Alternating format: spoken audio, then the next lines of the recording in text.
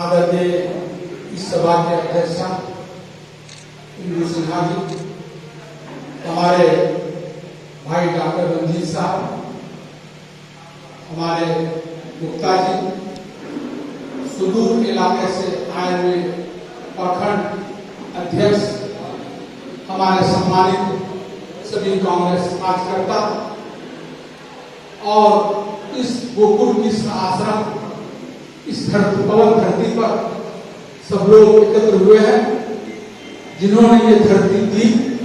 मैं उनका सम्मान करता हूं और हमारे सुदूर इलाके से हमारे कांग्रेस कार्यकर्ता यहाँ पर आए हुए हैं, हमारे प्रिंट मीडिया के साथी, हमारे प्रेस, हमारे सम्मानित कार्यकर्तागण, मैं सबको प्रणाम आदाब सलाम करता हूं। और ये गोकुल की आश्रम पहले हम लोग दोनों अररिया पूर्णिया अपने भाई के तरह थे। हमारा जिला पूर्णिया ही था। मैं इसी गोकुल की आश्रम में आया करता था, जिस पर सरजू झा थे, सिद्धेव बाबू थे और सारे कई लोग थे।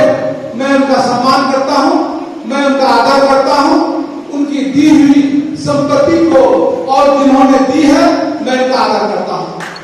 और इस इलाके से पूर्णिया जिला पूरे बिहार में ऐसा इलाका है जो सिंचाई हो, चाहे एग्रीकल्चर हो, चाहे वो किसी भी मामले में कभी कम नहीं रहा है, सबसे आगे अपने काम का मान संभाला है।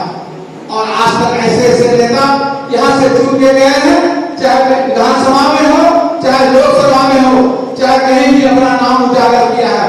उसी तरह से सबको हम लोग टिकट ना दे सकते हैं, ना किसी को टिकट छीन सकते हैं।